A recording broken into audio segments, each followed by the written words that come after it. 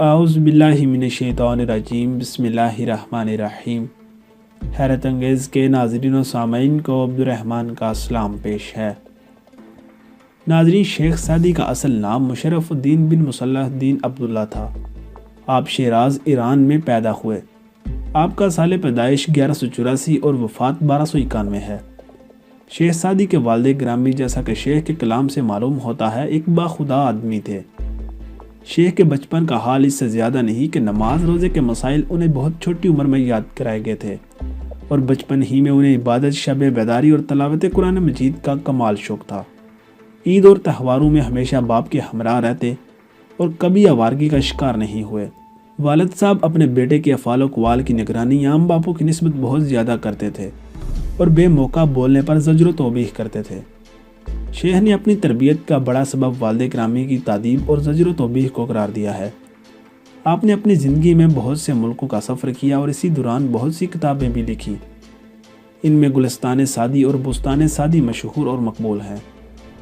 یہ دونوں کتابیں دانش سے بھرپور اور زندگی میں بڑی کامیابی کے حصول کی کلید ثابت ہوئیں، اور انہی کتابوں میں سے شیخ سعدی کی چند بیان کی گئی اقوال زری کو آج کی اس ویڈیو میں بیان کیا جائے گا۔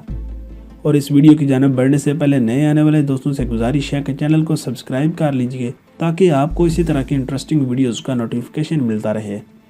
ناظرین، نمبر 1 ہے زندگی کا راز صبر میں پوشیدہ ہے۔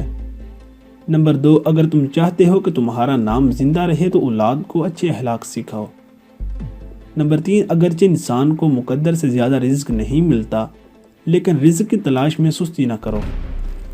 نمبر 4، شیر سے پنجہ آزمائی کرنا اور تلوار پر مکہ مارنا ایک ہی بات ہے۔ نمبر 5، موتی اگر کیچڑ میں گر جائے تو بھی قیمتی ہوتا ہے، گرد اگر آسمان پر بھی چڑھ جائے تو بھی بے قیمت ہوتی ہے۔ نمبر 6، جو شخص دوسروں کے غم سے بے غم ہے آدمی کہلانے کا حقدار نہیں ہے۔ نمبر 7، دشمن سے ہمیشہ بچو اور دوست سے اس وقت تک جب تک وہ تمہاری تعریف کرنے لگے۔ نمبر 8، اگر چڑیوں میں اتحاد ہو جائے تو وہ شیر کی کھال اتار سکتی ہیں۔ نمبر 9، عقل مند اس وقت تک نہیں بولتا جب تک خاموشی نہیں ہو جاتی۔ نمبر 10، رزق کی کمی اور زیادتی دونوں ہی برائی کی طرف لے جاتی ہیں۔ نمبر 11، دنیا داری نام ہے اللہ سے غافل ہو جانے کا۔ ضروریات زندگی اور بال بچوں کی پرورش کرنا دنیا داری نہیں ہے۔ نمبر 12، مصیبت کو پوشیدہ رکھنا جوان مردی ہے۔ نمبر 13، مطالعہ غم اور اداسی کا بہترین علاج ہے۔ نمبر 14، اچھی عادات کی مالکہ عورت اگر فقیر کے گھر بھی ہو تو اسے بادشاہ بنا دیتی ہے۔ نمبر 15، دوست وہ ہے جو دوست کا ہاتھ پریشان حال و تنگی میں پکڑتا ہے۔ نمبر 16، بروں کے ساتھ نیکی کرنا ایسا ہی ہے جیسے نیکوں کے ساتھ برائی کرنا۔ نمبر 17، بھوک اور مسکینی میں زندگی گزارنا کسی کمینے کے سامنے دست سوال کرنے سے بہتر ہے۔ نمبر 18، جو کہ اپنی کمائی سے روٹی کھاتا ہے اسے حاتم تائی کا احسان نہیں اٹھانا پڑتا۔ نمبر 19، سب داناؤں کا اس بات پر اتفاق ہے کہ حق شناس کوتا ناشکر گزار انسان سے بہتر ہے۔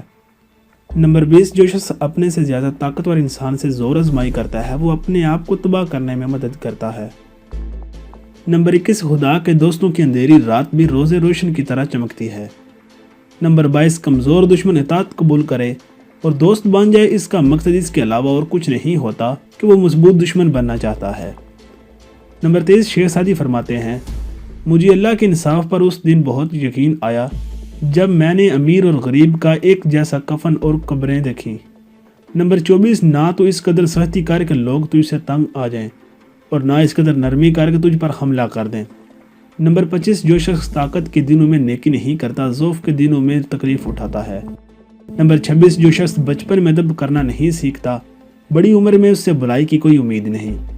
نمبر 27، جب آمدنی نہ ہو تو تھوڑا تھوڑا خرچ کر، کیونکہ ملاح گایا کرتے ہیں کہ اگر بارش نہ ہو تو دریائے دجلہ بھی ایک سال میں خشک ہو جاتے ہیں۔ نمبر 28، یہ ضروری نہیں کہ جو خوبصورت ہو نیک سیرت بھی ہوگا، کیونکہ کام کی چیز اندر ہوتی ہے باہر نہیں۔ نمبر 29، جو شخص دشمن سے صلح کرتا ہے اسے دوستوں کو آزار پہنچانے کا خیال ہے۔ نمبر 30، آہستہ آہستہ مگر مسلسل چلنا کامیابی کی علامت ہے۔ اور ناظرین، یہ تھی شیخ سعدی رحمۃ اللہ تعالیٰ علیہ کی چند اقوال زری، اور اسی کے ساتھ آج کے موضوع کا اختتام ہوتا ہے۔ اگر آپ کو یہ ویڈیو پسند ہے تو اس کو لائک اور شیئر کرنا مت بھولیے گا، اور اگر آپ کے ذہن میں کوئی دلچسپ موضوع ہو تو آپ ہمیں کمنٹ باکس میں بتائیں، ہم انشاءاللہ اس موضوع پر ویڈیو بنانے کی کوشش کریں گے۔ اللہ حافظ۔